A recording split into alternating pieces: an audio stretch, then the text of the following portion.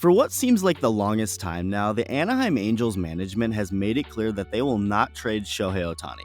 That was the narrative last trade deadline, that was the narrative leading into this season, and it continued to be the path they were going through with recently.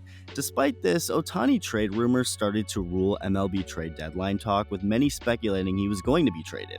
Teams like the Orioles and Diamondbacks were being thrown around as potential landing spots, but the idea of trading away valuable assets for just a couple months of Shohei Ohtani, assuming you cannot re-sign him, seemed kinda like a dumb plan for any organization. He's almost to the finish line of his Angels contract. Why not just wait and sign him and keep the prospects and young future pieces you would have had to give up in a trade?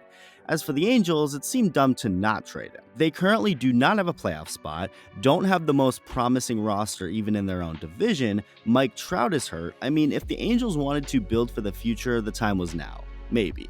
If you're part of the 70% of viewers not subscribed yet and enjoy the content, make sure to hit that button and join the wonderful subscribers of the channel, as looking back, it may have been more ideal to trade Ohtani last year and get an even bigger haul for him, but whatever, we're not living in Back to the Future or a comic book multiverse movie. Nothing you can do about it now. So the Angels, who have continued to show a lot of hesitation to trade the most talented athlete of all time, had just a couple weeks to figure out what the best plan would be moving forward. Ohtani really seemed to be available for a minute there, and it was seemingly starting to become a reality that his days as an Angel were almost to an end. That is until a report would come out that the team pulled Ohtani off the trade market, informing other teams that they did so.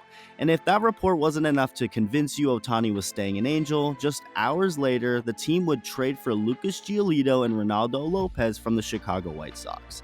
They were officially all in. What I think happened was that the Angels seriously thought about trading Shohei. I really think they did. I also think they would have asked for the moon in return for him, and I think after some conversation from within, to go with some thought about it, the ownership and front office said screw it. This was likely their thought process. We have the greatest athlete in the history of the world on our hands. We're not completely out of the playoff race. There's no guarantee the return of prospects in a trade will be worth it, and finding a way into the playoffs helps our case in re-signing Shohei Ohtani long-term after the season. And so, in what was probably the most important choice the Angels franchise has ever made, they decided to go with what I think was a little bit more of a riskier one. The Angels are now risking losing Shohei Ohtani in free agency without getting anything for him in a trade. Not necessarily the greatest baseball decision, but sometimes the best decisions made are based off faith. I think that's what this team decided to do. Take a shot in the dark and put all their chips in for 2023 to become a winner again in hopes they can keep Ohtani for the rest of his career. And by putting all their chips in for 2023, I mean putting all their chips in for 2023, because the Angels have already given up some of their best future talent in order to win now.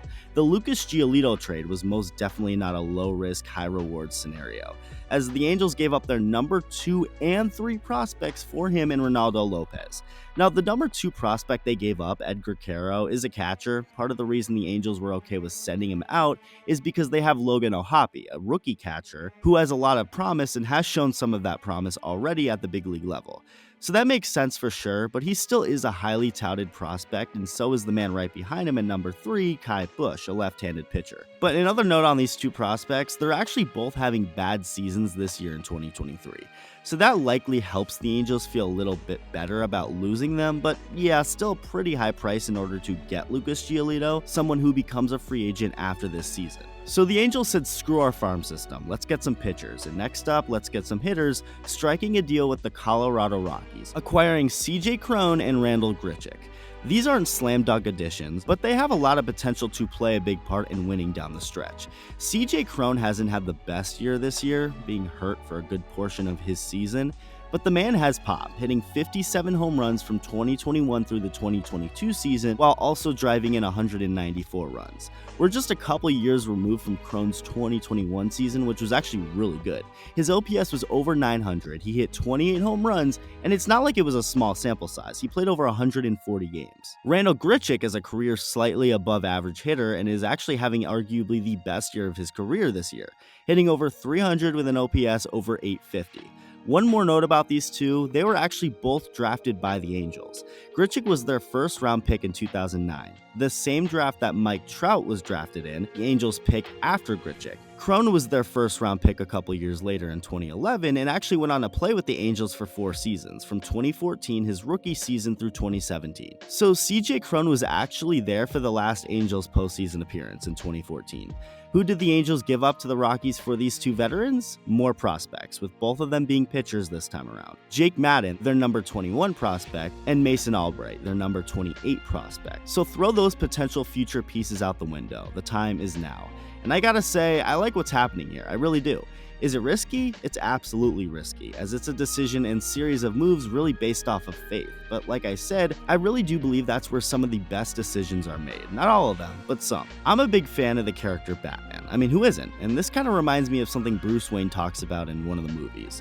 To sum it up, in Zack Snyder's Justice League, Bruce Wayne, aka Batman, makes the decision to revive Superman from the dead, something that's extremely risky and has world-ending implications. It's something Bruce wouldn't have done years prior because he's always operated on reason, on data, on numbers, and how things should work. But this time, for the first time, he's actually going against that and having faith that this plan can work, trusting his gut and taking a shot in the dark. But Alfred, for once, I'm operating strictly on faith, not on reason. Could be the end of everything. How do you know your team's strong enough?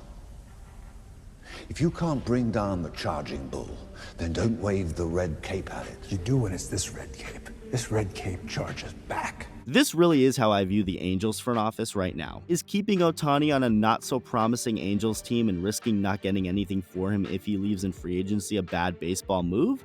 Yeah, it kinda is, and it very well can screw this franchise over for years to come.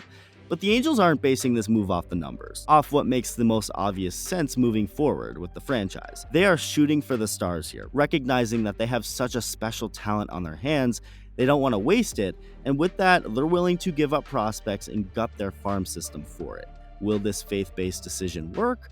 Only time will tell. Let me know what you think. Thank you for watching, and I'll see you in the next video.